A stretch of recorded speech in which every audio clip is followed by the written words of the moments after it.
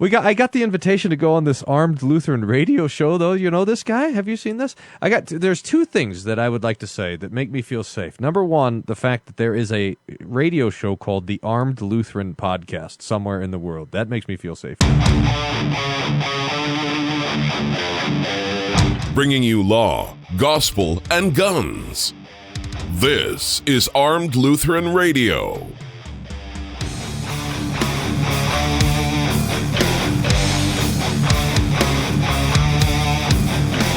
Hey folks, welcome to Armed Lutheran Radio, a show about guns, hunting, competitive shooting, the natural right of self-defense, and what God's Word says about the issues surrounding gun rights and gun ownership.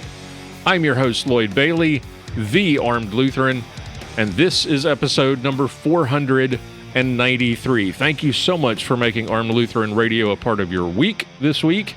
Thank you to all of you who are returning listeners. We sure appreciate you coming back. And for those of you who are new, welcome aboard. Hope you like what you hear and you will come back for more next week. Hope you will go back and check out the back catalog of episodes as we continue to count down towards episode number 500, which will hit sometime, I think, early September. We have something, probably we'll have something special for that, I guess. Yeah, 500 episodes, no big deal. We'll do something special for that, I'm sure. But in the meantime, welcome aboard. Thank you for being here. Thank you to the members of the Reformation Gun Club, the men and women who make this show possible through their monthly and annual contributions.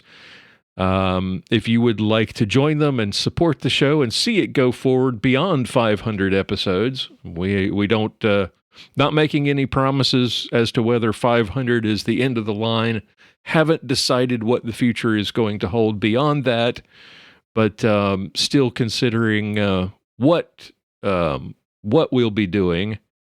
But if you would like to see it continue, then join the Reformation Gun Club. Go to reformationgunclub.com, look for a link in the show notes, go over to Give, Send, Go, which is our crowdfunding partner, and look for Armed Lutheran Radio, search for Armed Lutheran Radio, and contribute there. Any amount is welcome and appreciated greatly, and get an invite to our monthly online hangouts, one of which was supposed to happen this week. I am now re-recording this episode because this episode was supposed to air next week. Some family issues this week that caused a bit of a delay, and I had originally planned to have an online hangout for July, but due to some family stuff going on, some medical issues for which I would appreciate if you would so kindly say a prayer or two, especially for my wife, I would appreciate that. And hopefully we'll get an online hangout in August, and then we will do a big banger of an online hangout for episode 500, which should drop in September. So keep an eye out for that, as I haven't finalized plans for what we're going to do for that episode. But this week was intended to be an online hangout. The show you're about to hear was originally recorded and scheduled to happen next week. So we'll just try to figure out something for next week. In the meantime, go ahead and move forward with what I've already got in the hopper. What are we doing today, however? This is going to be the fourth installment in a series of episodes devoted to the topic of church security. Now, we've done 3 previous episodes, episode 490, 91, and 92. This is the fourth in this series, and the idea behind this series came about thanks to our discussion, a very long and detailed discussion that we had with the Reformation Gun Club members at our June online hangout, episode 488. Go back and watch that if you have, or listen to it if you have not already. Terrific discussion, great input from the members. We talked about church security and issues and training and all this sort of stuff. And a couple of the members brought their experience in church security from a very large, prosperous church situation where budgets are always an issue, but budgets are not the same kind of issue that you have in a small rural parish like the one shepherded by Pastor Bennett, or the ones that I've been a member of here in North Texas, where you're just hoping you can pay the pastor and keep the lights on, and adding large budget items for things like security, no matter how important those things are, it's a difficult ask. So what I've been trying to focus on, and it was specific focus of the first 3 episodes, was ways that you can improve the security situation at your church without breaking the bank. So the first 3 episodes were about prioritizing threats and trying to come up with lists of potential problems, potential emergencies, and prioritizing them. The second episode, 491, was about securing entry into your church. The third one, 492, was about security teams and how you really already have one. If you have members of your church who are already volunteering their time to serve as ushers and stewards and things like this, it's not a hard ask to, turn to them and say, hey, would you be interested in taking on a little more responsibility to help us secure the church? So those first 3 episodes were really focused on things you could do immediately. Like in the next week, you could have improvements in your security situation for no cost. It doesn't cost anything to sit down and make a list of potential threats and issues and prioritize them and to plan. It also doesn't take any money for you to assess how people can gain entry into your church buildings and how you can secure them. And it also takes no money to build a security team based on, drafting volunteers from within your already existing group of servants, the members who are helping out with things like ushering. So those 3 episodes, as I said, focused on things you can do now that don't cost anything or cost very little. Actually, those 3 things, no cost at all to you. Today, we're going to talk about training because I think this is very important. It is a topic that we discussed at some length in episode 488.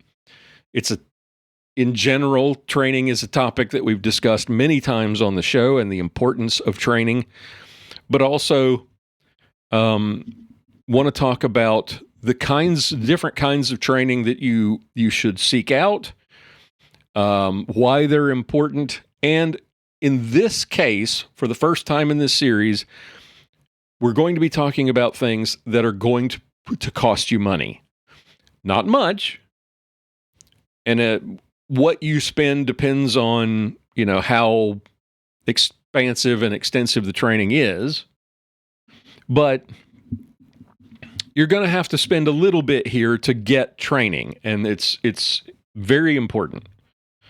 So, first things first, let's discuss training and what's the most important training for your security team to get. And it's not what you think, because in the context of Armed Lutheran Radio, when you hear us talk about training, you often are thinking, or the first thing that may come to mind is, well, firearms training, obviously. That's actually not the most important thing that you need to get trained on when it comes to your security team. Now, throughout this series, and especially in the first 3 episodes, I did very little pontificating about what you should do, and you need to do this, and you need to do that, and you need to do this. What I've been trying to do is sort of throw out ideas to help you start thinking through these issues and come up with your own solutions for your own situations. In this case, I am actually going to tell you that I think this next point is something you absolutely have to do. If you are going to have a security team for your church, the very first and most important training that that team gets is first aid and CPR. Absolutely the most important training that any of your team members can have. And here's why. Going back to episode 490, we talked about prioritizing the kinds of emergencies that your team might face. And there's no question that the most likely thing that your team might face is a medical emergency. It's not a massive storm blowing your roof off or, rumbling through town and destroying the church. It's not a mass shooting incident. Not saying that those things, training and preparing for those things is not important. We'll get to that in a minute. But the most likely, remember we talked about prioritizing threats and issues because you want to focus on the things that are you're most likely to face. And the most likely thing to happen in your church is that old man Jenkins has a heart attack, or Lady Johnson over there on the left side on the outside aisle maybe has an insulin issue because she's diabetic and she passes out and goes into an insulin coma. Somebody has a stroke. Somebody gets overheated because your air conditioning's not working and it's very hot summer.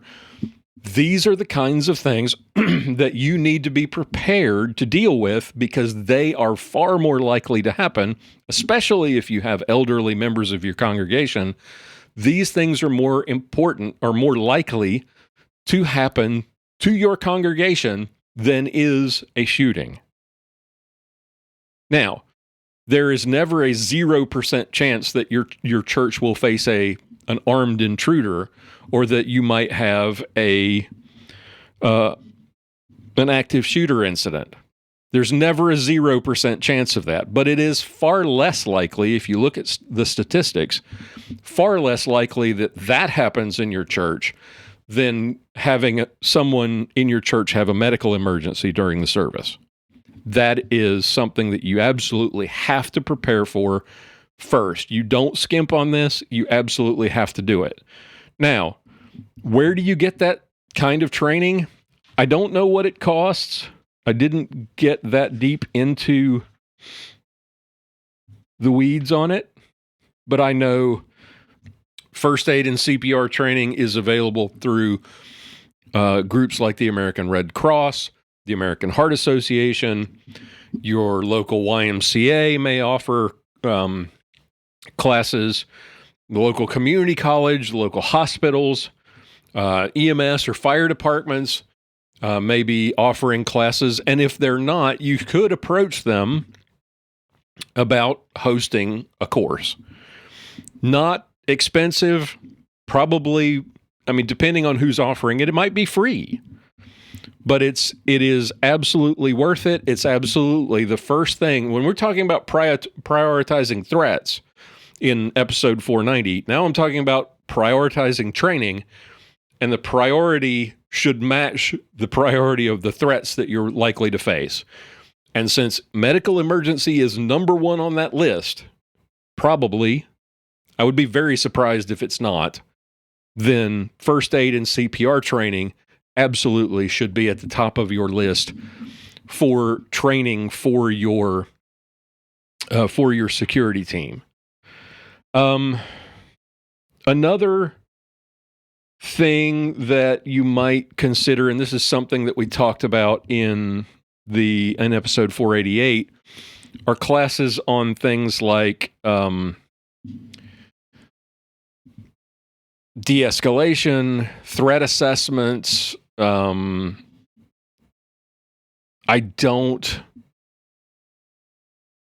I don't have any good resources necessarily on this. I know there's something called Sheepdog Church Security Academy. That is one possibility. There's something called the National Organization of Church Security and Safety Management. And they, by the way, are having their 20th annual security conference right here in North Texas, about 12 miles from where I live right now in Prosper, Texas, on August 15th. So look that up. That is the National Organization of Church Security and Safety Management, or NOCSSM for short. I'm not sure whether that's short or not, but look them up.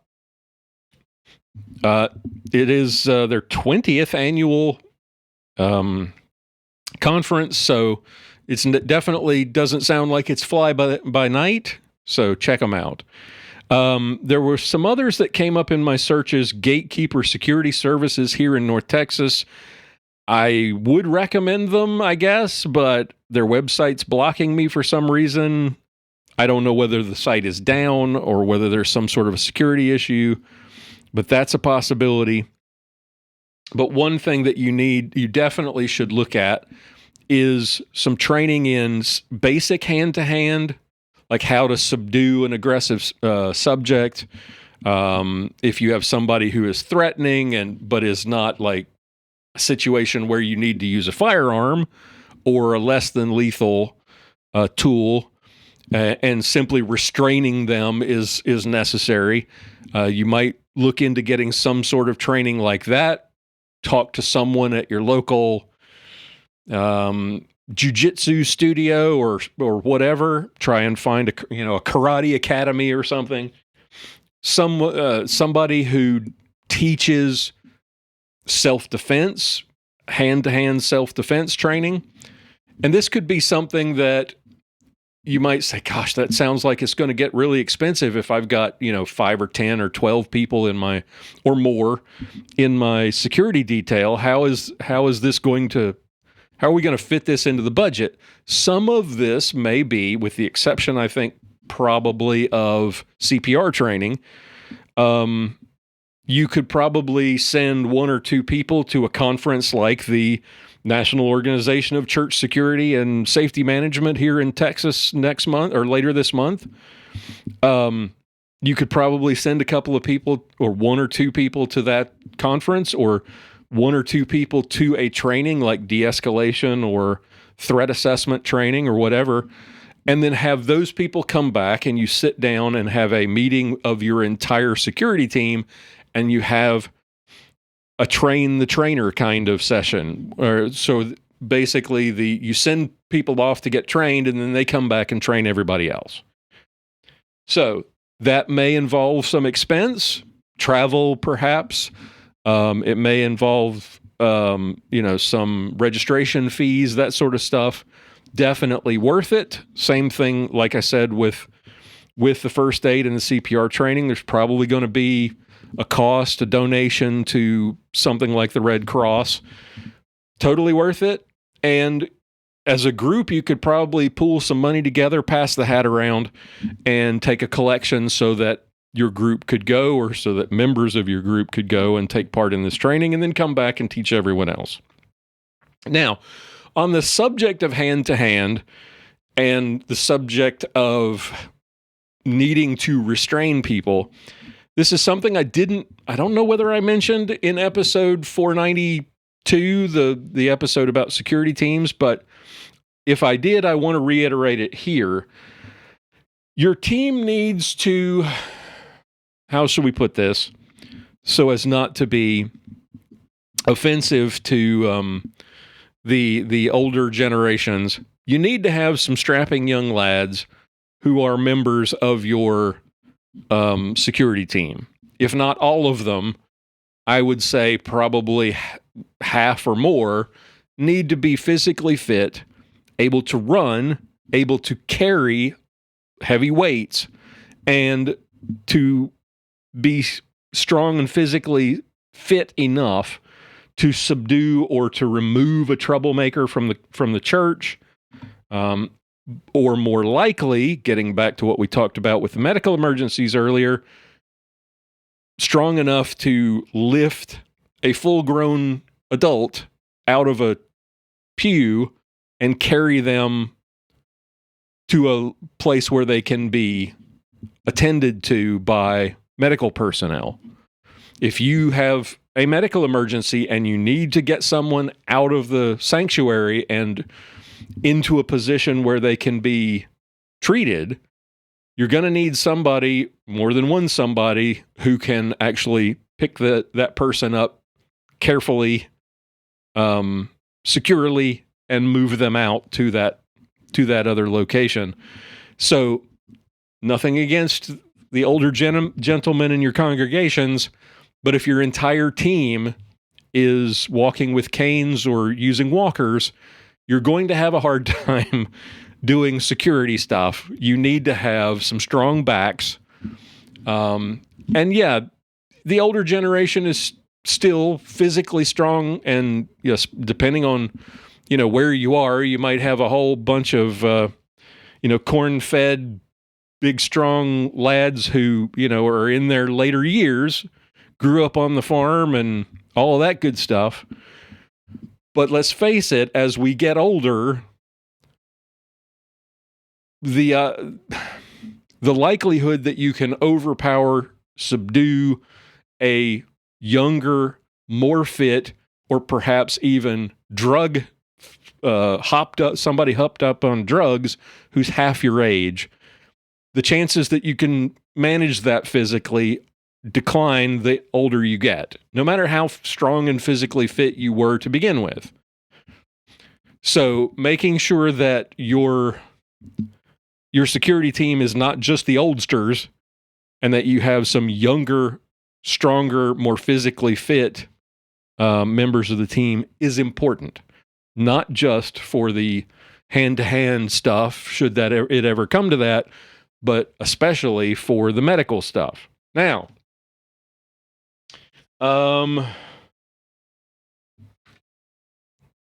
let's see.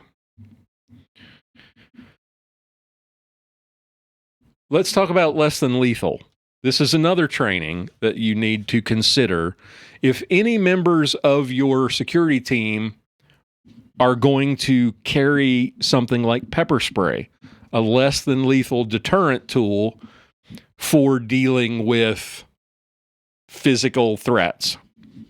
You don't want to necessarily, maybe you've decided that you don't want to have any of your team armed with lethal weapons, but you do want to have a way to, if the physical part of an altercation or a confrontation, if it goes hot in a physical way, not a life or death situation necessarily, not a where you might need a firearm, but something a little less, then you might consider some of your team carrying less than lethal tools. One of those potentially being something like pepper spray or OC spray. If that is the case, if you are going to have members of your team carrying pepper or OC spray, some sort of an irritant, then you absolutely need to get those people trained. Because the last thing you want is to, I don't know whether you can hear that ice cream truck just pulled up outside my house, and I can hear it coming through the walls. Good grief. If you can hear that, I apologize. Okay, I just had to take a break, had to pause for a minute for the ice cream truck to move far enough away that I could hear myself think. Good Lord. Okay, I apologize. Anyway, where was I? Less than lethal. So as I was saying, if any member of your of your security team is going to be carrying less than lethal, like pepper spray or OC spray, you definitely want to have those members taking a class on pepper spray. Believe it or not, there are such things. One of our good friends, Greg Hopkins, the author of A Time to Kill, The Myth of Christian Pacifism, one of my all-time favorite books on the subject of the biblical support for self-defense. Greg is a certified pepper spray instructor.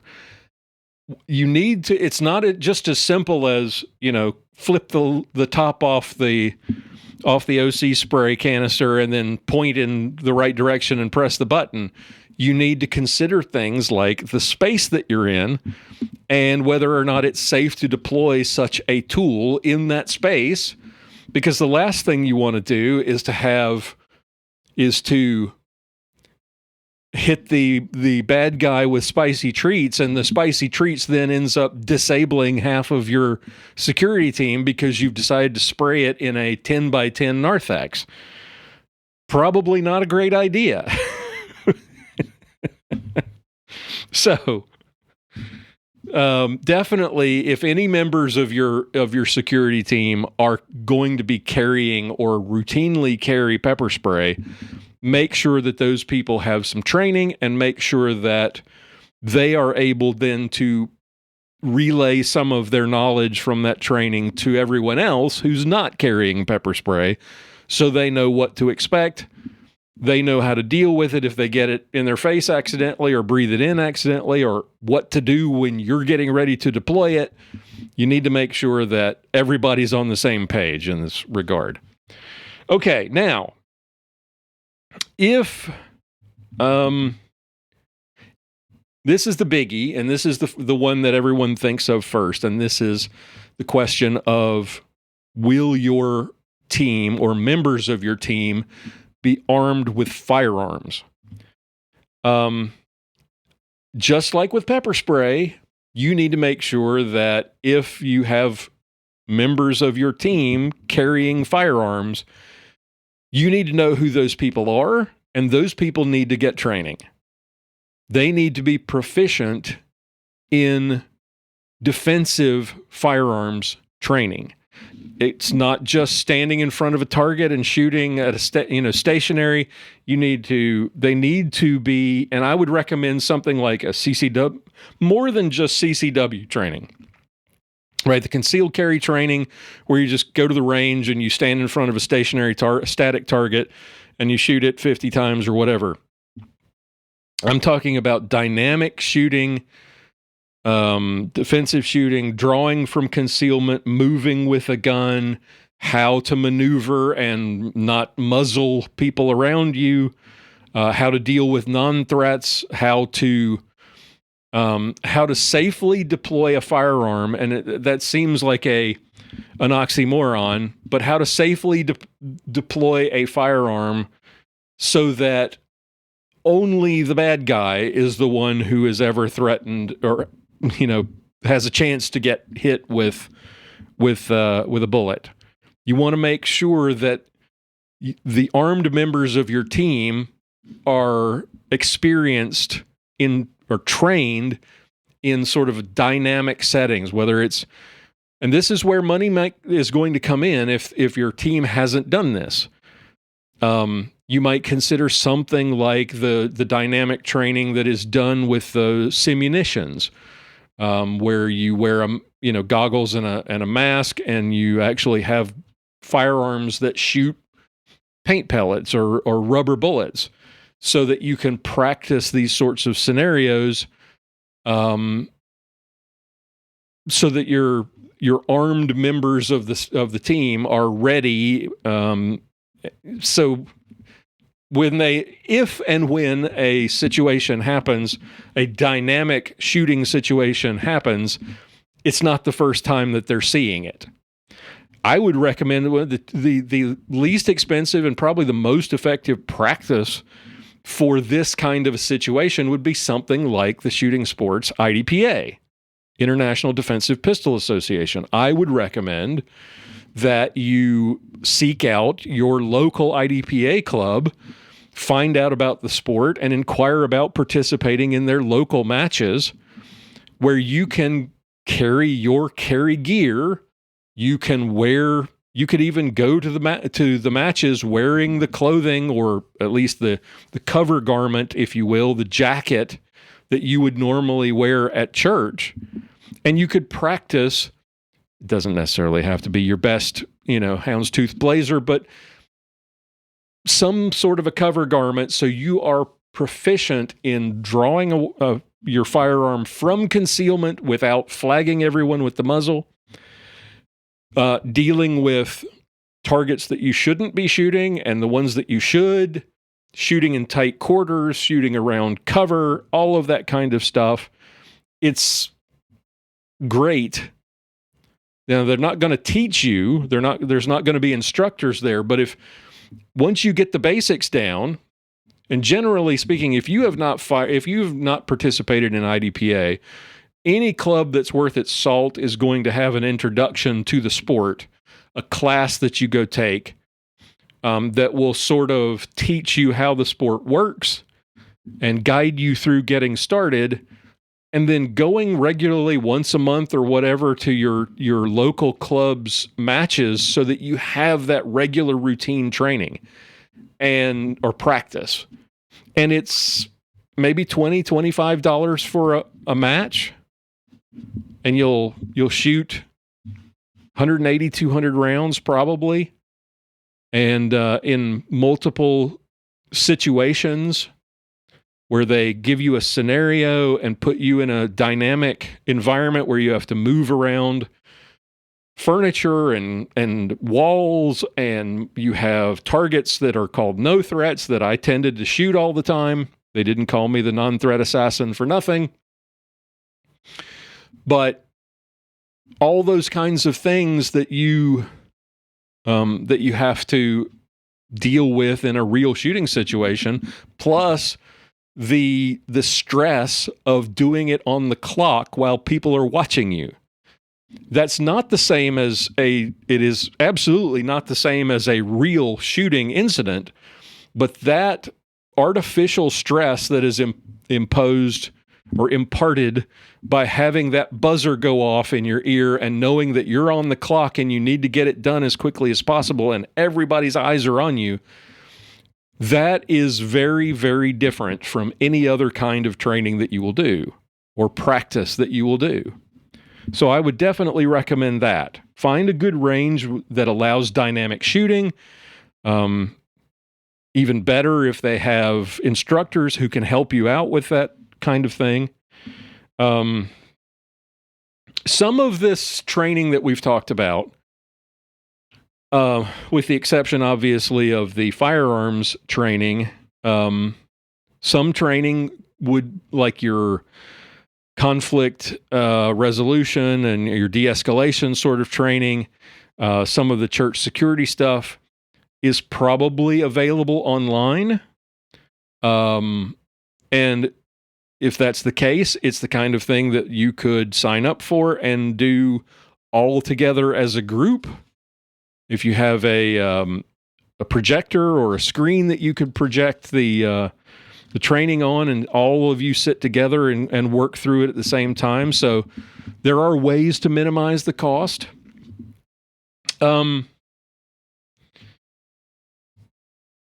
Finally, the last thing I want to discuss, and this is maybe in addition to the medical, the first aid and the CPR training, I think this is probably the most important thing that your security team can do, and that is role playing. This is where you get together with your team and you actually walk through, not just discuss, but walk through scenarios that your team might have to deal with. Take your tier list that we talked about of potential emergencies and threats that we talked about in episode 490. Take that list and go through, not all at once, but each week or each month, however often you guys want to get together, spend an hour going through one of the issues, one of the emergencies, one of the threats on that list, and work through. And I would suggest that it is best done not at somebody's house in the backyard barbecue, not in a boardroom or in the fellowship hall around a conference table. This is something you need to do in the space where you worship. So work it out with the pastor, and I would recommend even having the pastor there, and maybe some volunteers, maybe some of your family members. Plan an afternoon on a I don't know, Friday night, a Saturday afternoon, get together at the church, have some brewskis or cold beverage of your choice, and maybe grill some hot dogs and hamburgers. But go inside your church and actually role play scenarios where your team is in a position where they would normally be on a Sunday. Bob's over here, John's over there, and George is down there by the front rail, and so-and-so's out back. Fred's in the narthex. And work through how to deal with each of these different scenarios while you're in that space. And the reason that I'm saying that this is important is because you don't have to then imagine what it would look like if something happened in your church. You will have that memory of what it looked like when you trained it, when you practiced it. Right? So you know where the pews are, you know where the columns are, you know where the railing is, you know where the baptismal font is, if you have a baptismal font, you know where the altar rail is, you know the space and the size of the aisles and how much room you have in between the pews, or how far, how much space you have, not just in the aisles, but between the pews, front to back.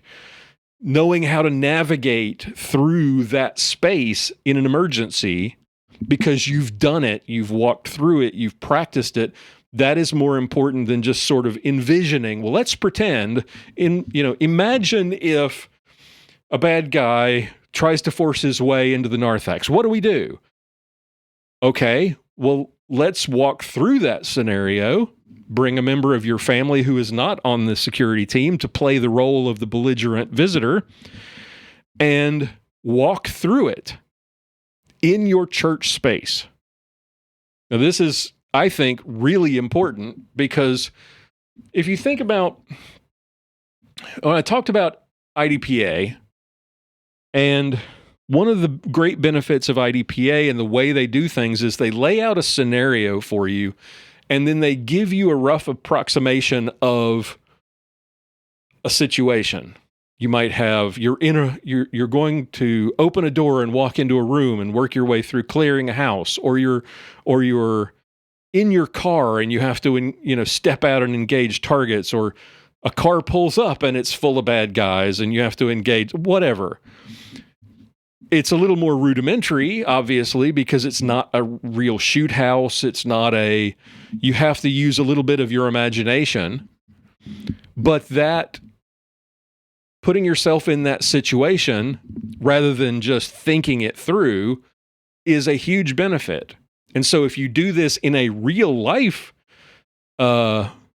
place, in a real space that you are familiar with, that you see every Sunday, and not one that's got, walls made out of chicken wire, then it's going to be easier for you and your team to handle these emergency situations if they really happen, because they've walked through it in the exact space. So, So that's, I think, really critical. So planning to get together, and I think one of the guys during episode 488 talked about that their security team meets once a month. That's great. Maybe plan once a month, a couple of hours. You sit down and you talk through some of your procedures, and then you spend a little bit of time doing role playing. I think that would be really, really helpful.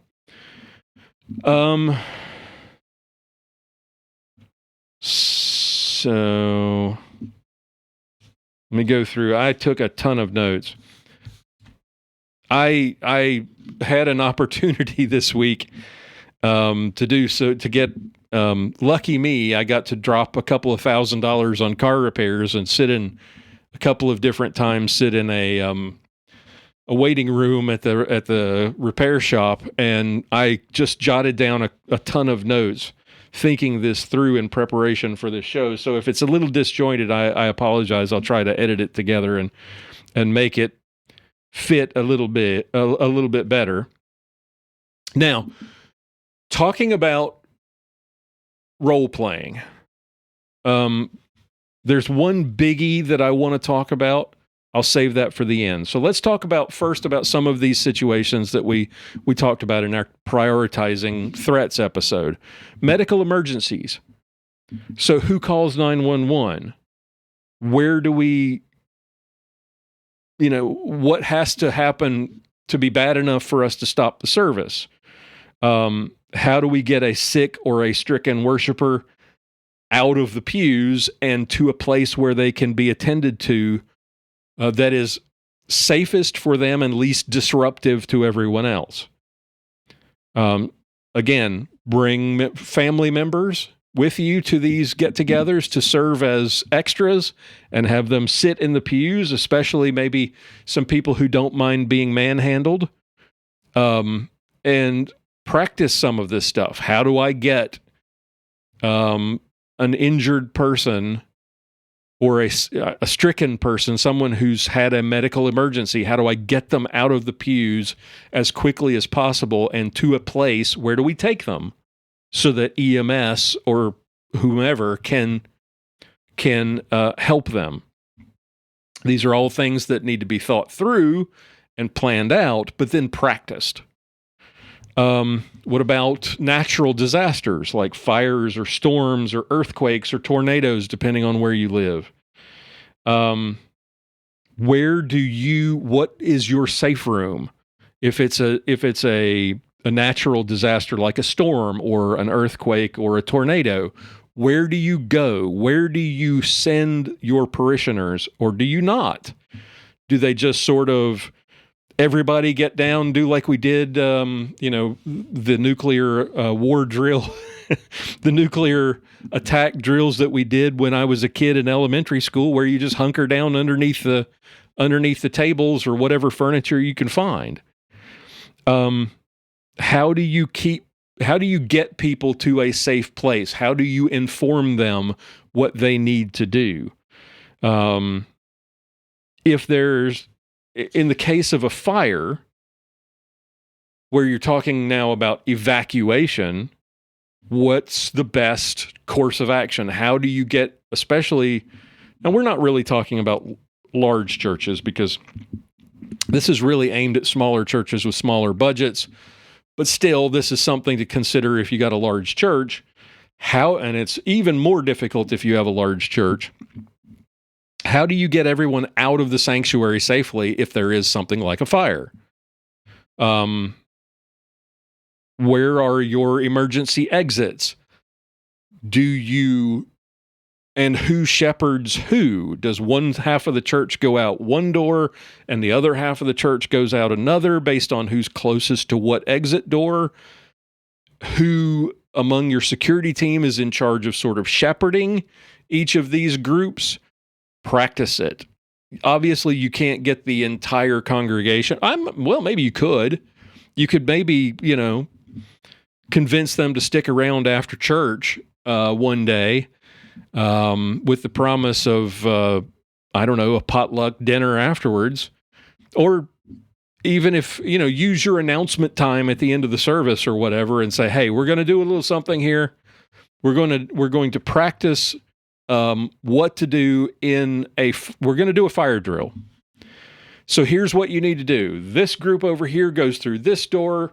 Your usher will guide you and tell you where to go if you don't know, but you need to go out these doors or that door or whatever, and you need to do it in an orderly fashion, and then you walk through it and you send everybody home. Real simple. There'll be a few who won't be happy, but give it a shot. How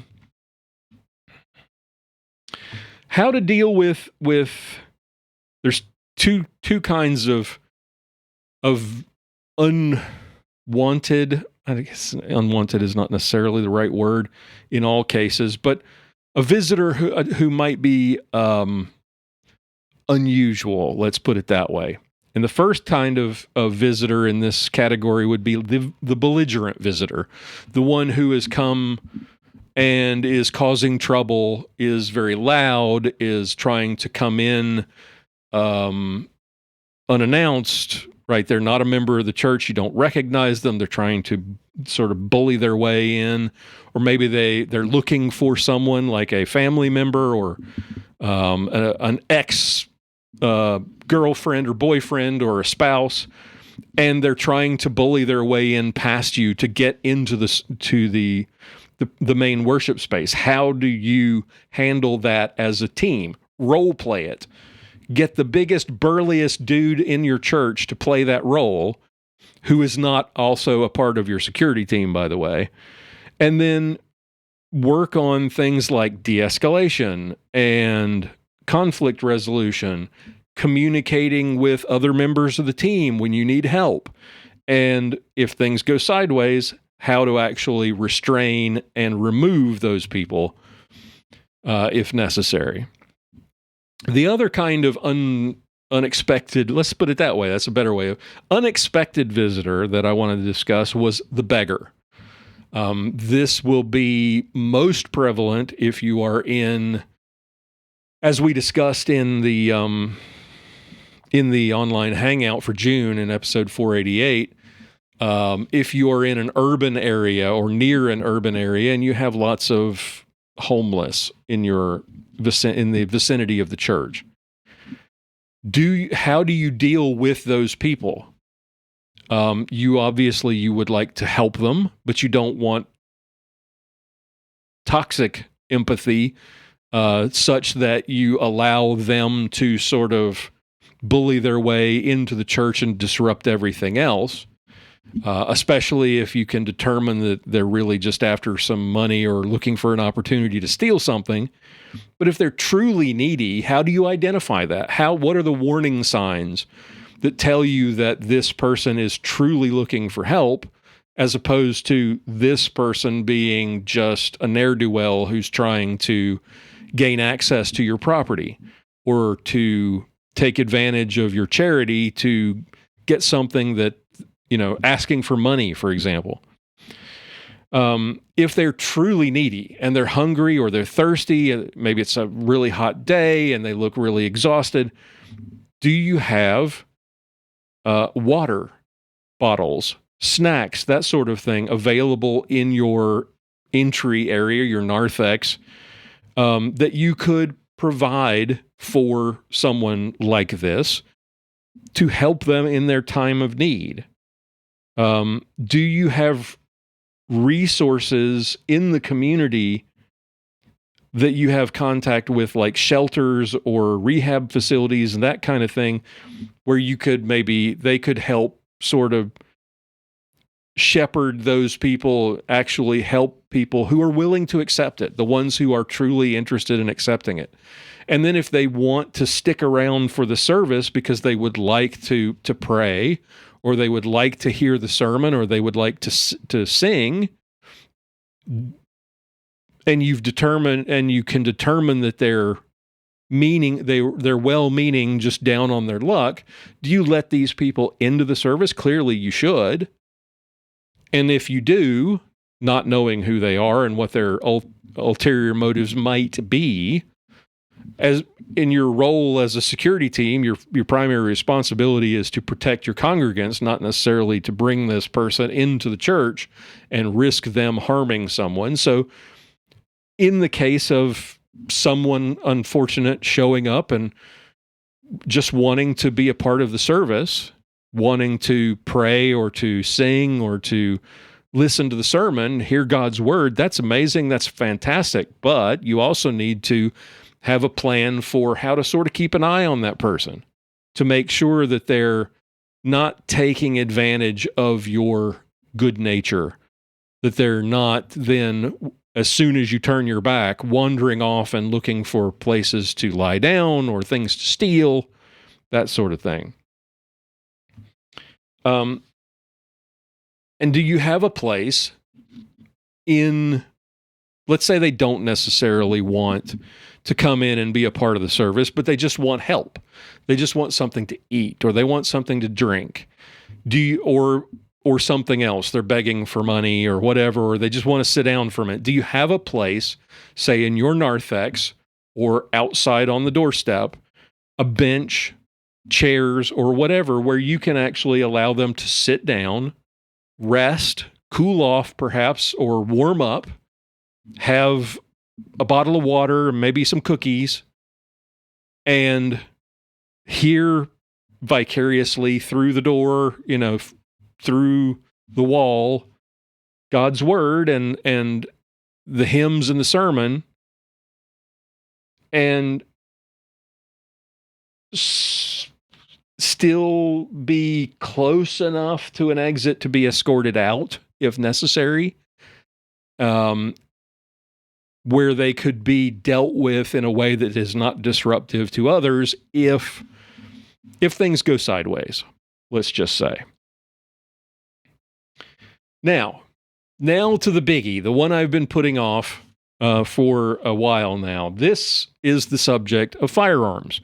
We've talked about firearms at the beginning because like we said, when you talk about training, we talk about church security, a lot of times the first thing you think about is guns, concealed carry. And I'm not going to get into the politics or the potential legal issues here.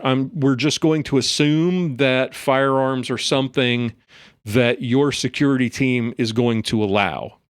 I'm not a lawyer, but I would not recommend that you mandate your members carry guns.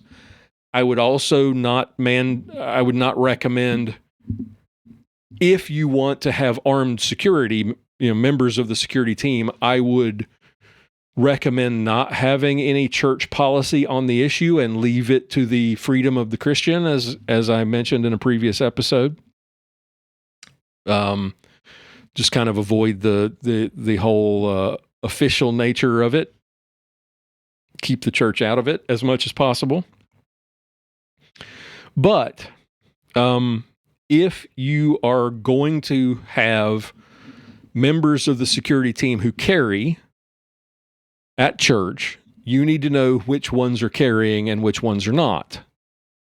You need to know, this is not a matter of invasion of privacy. This is a safety and security issue.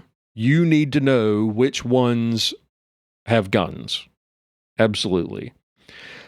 And then you need to combine, as we talked about earlier with firearms training, when we talked about IDPA, you need to combine that with role play. Because when you get down to the point where you are role-playing situations that might require a response with a firearm, an armed intruder, a potential mass shooting, something like this, then you need to role play those situations. But here's the critical part when it comes to this role play. Absolutely do not ever role play these situations with real guns. I don't care if they're unloaded. I don't care if you have dummy ammunition that you practice with or whatever, snap caps. I don't care. Do not role play firearms related situations with a real gun. leave them at home so that you don't have an accident. I would recommend in their place something like airsoft. I wouldn't even go there because you also have the potential for that to be loaded with pellets. You can still put an eye out, as they said, you can't have your BB gun, you'll put your eye out. I would stick to something like those rubber training guns. If you're going to use a simulated firearm, if you got a member of the congregation who has woodworking tools, let them make some little wooden guns or something if you absolutely have to. But I would limit the use of training guns to things like practicing retention of a firearm, avoiding being disarmed, practicing not being disarmed when you do deploy a firearm, and also practicing disarming someone with a firearm. Those are the only situations that I would recommend you use a simulated toy gun, like one of those rubber training guns. You might also, there are some companies like our good friends at Cook's Holsters who make, they have a subsidiary, kind of a subsidiary business, I guess it is, called Cook's Molds, where they make molds for other companies to use to manufacture their own holsters. And you might consider each member who is carrying a gun looking into getting a simulation of the actual gun that they carry every day. So getting a mold or a plastic gun that is the same make and model of the gun that they carry. That way it fits in the holsters that they normally carry. It fits with the clothing that they normally wear. They can realistically practice drawing it and presenting it, retention and all of that good stuff with a real simulation of the actual firearm that they use for concealed carry. But short of that, if you're practicing, the reason that this training is this kind of role play is important is you need to be able to walk through the situations where you have to present a firearm, where you can sort of visualize in that real space, what are my lines of sight? What are my lines of fire? Do we have people accidentally, but because of the way we space them? Do we have the potential for people to shoot at each other? Do we need to then consider, reconsider where we're positioning some of our armed security so that they're not potentially shooting members of the congregation accidentally or each other or other members of the security team? But to do this, I would recommend something that we call in competitive shooting, we call air gunning. Air gunning in a sport like IDPA is where you step back beyond the boundary of the range of the bay that you're in for your match, and you're visualizing how you are going to move through a stage and where you're going to deploy your firearm, how you're going to hold it, where you're going, when you're going to reload, all that kind of stuff. But you're doing it without a gun. Your gun is in IDPA. When you're doing this, your gun is in your holster completely unloaded. And so you're just sort of going through the motions with an empty hand. So you don't have to point your finger if you don't want to. Not necessary. Just for effect. It looks like a bunch of kids playing cowboys and Indians if you do that, but you can do that if you want, if it helps you visualize where you're pointing the muzzle of your firearm. That is important. But if you're going to be practicing things like grappling or retention or disarming people, then I would consider introducing something like a a rubber plastic training gun. You can get those things on lots of different websites. You could probably find them on eBay. You could find them on YouTube, on Amazon. The downside is that you might not have the exact model that you normally carry. But if you're using it for things like retention training or disarming training, practicing disarming an armed threat, then it doesn't matter. It doesn't really matter. You can also get toy rifles or practice, rubber, hard plastic rifles, same sort of thing, because if you wanted to practice disarming someone who comes in with a rifle, you could do that. For that, you could actually do something like an airsoft gun or one of those plastic toy guns. The more toy looking, the better, but you want it to be a realistic size so that you can at least, practice how to handle that kind of a situation. That you absolutely cannot air gun, but if you're going to practice, where is everybody positioned? When do we draw a firearm? Where do we point?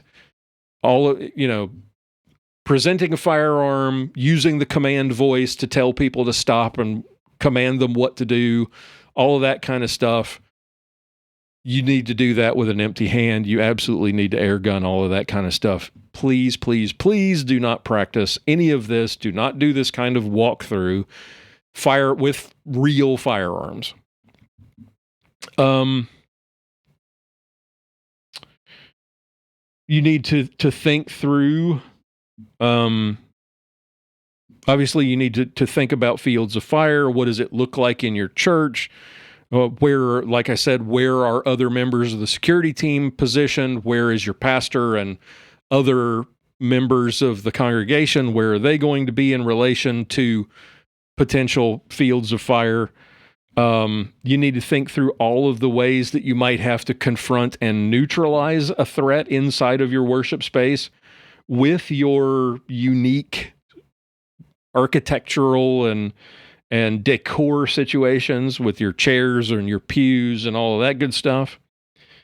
What does it look like if the shooter comes in through this door, if the shooter comes in through this door, if the shooter is sitting in this section of the church, if he gets past because he's concealing a weapon and he gets past the greeter at the door and sits down, and then sometime during the service gets up and starts pointing a gun or starts shooting.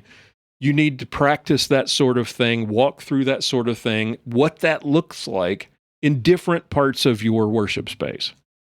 Because again, walking through it and seeing it in the real space is going to be a huge benefit to you if it happens in real time, if the real thing, God forbid, the real thing actually happens.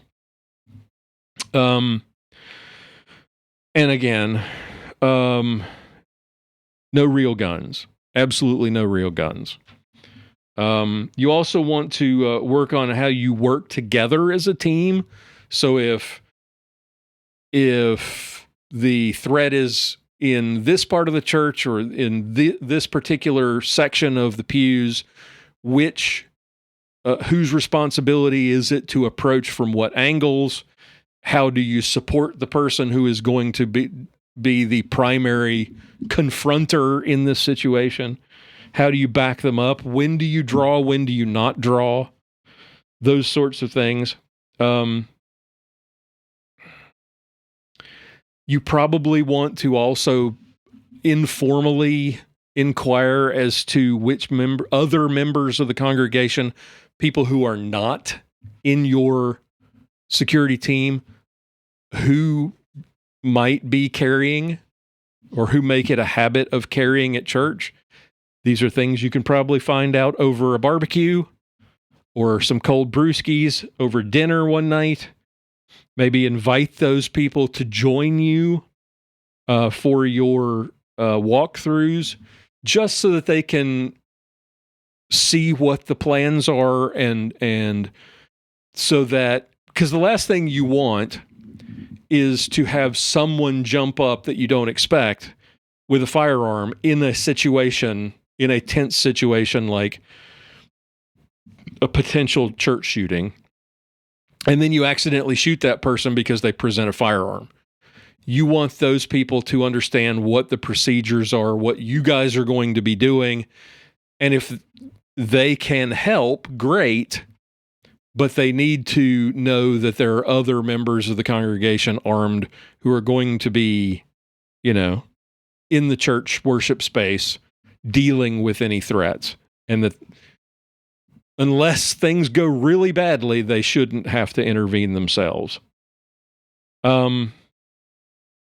Maybe you make an announcement that you recommend to members of the congregation. Look, we're putting together a security plan, and we've got all these guys.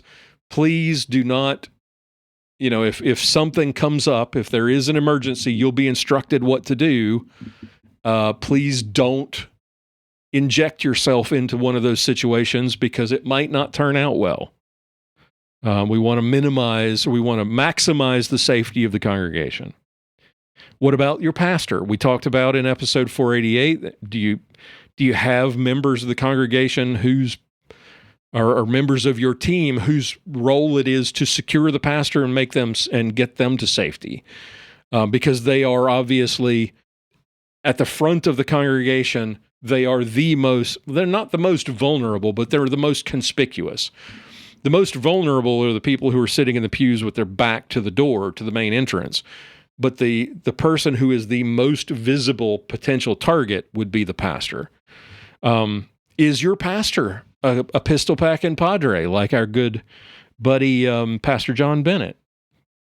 And if he is, then, and even if he's not, I would recommend inviting him. He may not want to come, or he may not be able to come to all of them, but invite him to your training sessions so that he can see what the plans are, and maybe he has his own ideas or questions or that sort of thing. So maybe get him involved so that he knows what to expect, obviously.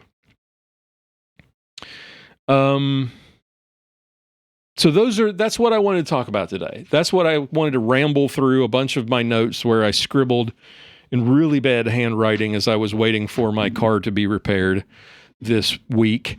If you have any thoughts or any questions about this subject, I would love to hear them. Visit our website, armedlutheran.us, and look for the contact page.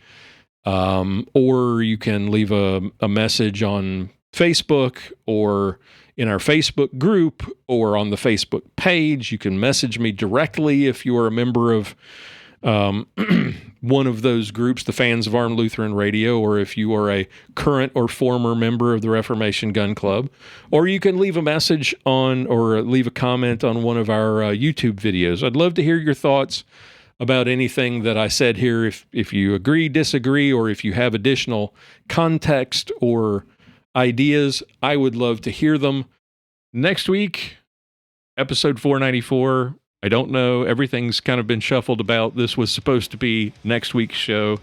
So we'll see what comes up. We'll see what happens. We'll come up with something. But again, thank you so much for listening. Thank you for all of your support. Glad to have you here, and looking forward to next week's show as we continue to count down our final 6 episodes, or 5 episodes leading up to episode 500. Until then, keep shooting, keep praying, and we'll talk to you next time. For show notes, be sure to visit our website at www.armedlutheran.us. Check out the Facebook page, The Armed Lutheran, or join our Facebook group, Fans of Armed Lutheran Radio. If you like what you hear, please leave us a comment on our feedback page at armedlutheran.us/feedback, or a review on iTunes, and let us know what you think. Thank you for listening to Armed Lutheran Radio.